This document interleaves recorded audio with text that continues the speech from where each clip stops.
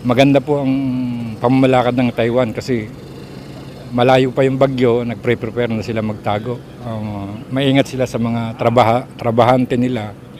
Kasi kung naandyan pa yung, saka pa yung parating na yung bagyo, saka pa sila mag-aasikaso ng pagtatago, mahihirapan na. Kaya maganda ang ginagawa ng bansang Taiwan para sa mga trabahador nila na kagaya naming mangingisda.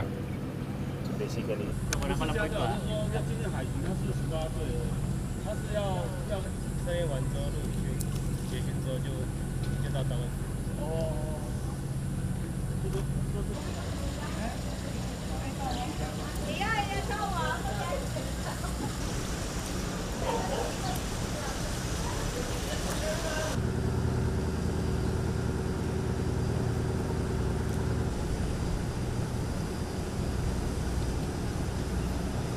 Sa akin pong opinion sa pamamaraan ng Taiwan sa parating na bagyong ito, maganda po ang kuwan ng Taiwan.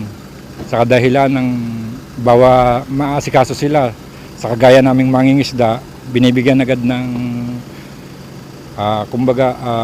signal na sana wag nang lumaot, pinakikiusapan agad.